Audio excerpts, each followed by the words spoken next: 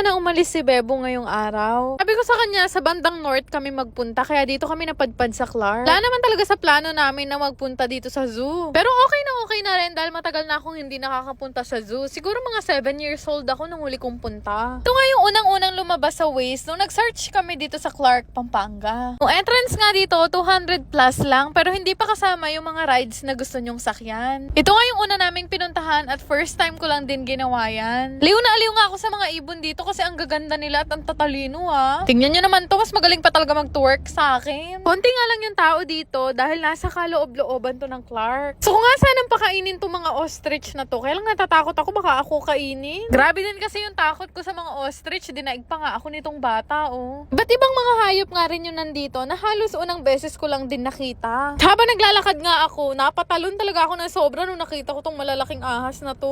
Minsan-minsan, masarap din talaga maglibot sa zoo. Siyempre dito natin nakikita yung mga animals na hindi natin nakikita sa pang-araw-araw. Sabi nga sa amin ni Kuya na nasa baba, sundan lang daw namin yung mga araw hanggang makarating kami dito sa garden maze. Naloka talaga ako ng bongga sa garden maze nila dahil hindi ko alam kung saan ako mag-e-exit. 15 minutes nga siguro kami nag-iikutan ni Bebo doon. Maya nga dito naman kami dinala nung araw sa isang ride na kasama doon sa binili naming ticket. Gulat nga ako kay Kuya kasi kamukha niya sa attorney Evangelista. Ang tawag daw sa ride na to ay Zook Ride. Kami nga lang ni Bebo yung nag-ride dito. At in fairness, sobrang nakaka-enjoy naman tong Zook Ride nila. Ali nga lang tong gamitin at ayos na ayos to para sa mga bata. Sakto nga ang trip ko talaga ngayon ay magpunta sa isang place na merong mga activities. Buti na lang talaga dito sa Zoocobia, meron silang paganito. Gusto ko pa nga sanang umulit pero sabi ni Bebo, sayang daw yung oras kaya maglibot pa daw kami. Meron nga palang kasamang animal feeding, yung ticket na nabili namin. Tuwa nga ako kasi first time ko lang talaga magpakain ng mga ganito. At nakaka-enjoy talaga siyang gawin sa totoo lang. Sobrang cute nga nila at mabibilang lang talaga sa daliri kung ilang beses na ako nakakita ng mga ganyang hayop. Maya-maya nga, wala talaga akong idea na sasakay pala kami sa camel. Loka ako guys, hindi talaga ako ready. Pero syempre happy ako kasi first time ko lang din tong matatry. Jai, ibang-iba talaga experience niya compare sa kabayo. Tawang-tawa nga ako dahil first time ko nga tong matry. Hindi ko alam na ganito pala siya kaalog. Malupit ang kapi talaga ang kakampi mo dito. Pero anyway, sobrang saya nun Maya-maya nga sabi nitong si Bebo, gusto din daw niyang itry. Ang tawa nga ako kasi kahit gaano ka pala kalaki, maaalog at maaalog ka kapag sumakay ka sa camel. Bigla talaga ako naawa sa camel. Next nga nun, sumakay naman kami dito sa kabayo. Excited nga ako kasi nung huling sakay ko dito, field trip namin nung elementary ako. 4 na rides nga yung kasama sa ticket na binili namin. Kasama tong horse sa isa sa mga rides na sasakyan namin ngayon. Gusto niya rin tong ma-experience. Magpunta kayo dito sa Zoocobia, sobrang mura lang dito as in. Nagulat nga kami kasi pasuko na talaga yung kabayo kay Bebo. After nga nun, ito naman yung last ride na sasakyan namin ngayong araw. Ito nga yung mini zipline nila. Nuruan nga muna kami kung paano yung tamang pagsakay. At sakto naman, dalawa kami ni Bebong sasakay kaya nagkasabay kami.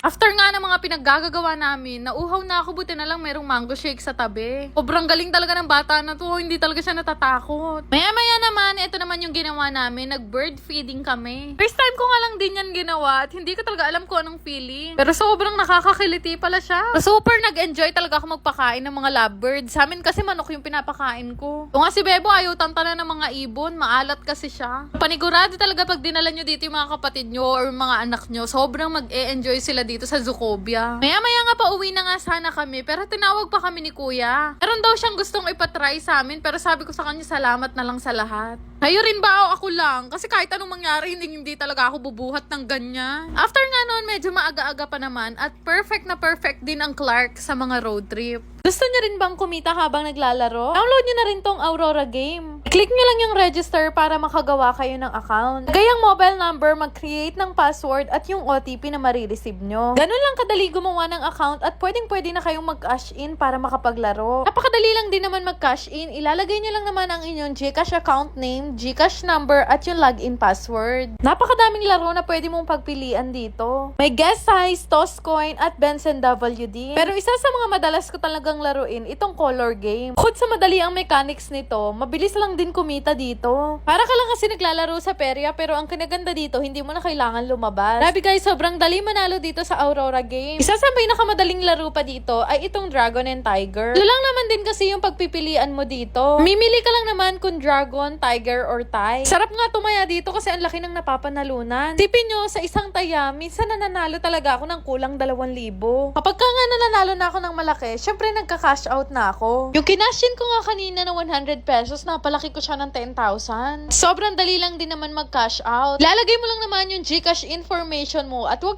mong kakalimutan ilagay yung login password mo. Di ba ganun lang kadali manalo dito sa Aurora game? Kaya naman subukan nyo na rin itong laruin gamit ang link na makikita nyo sa comment section. Yan lang naman. Salamat!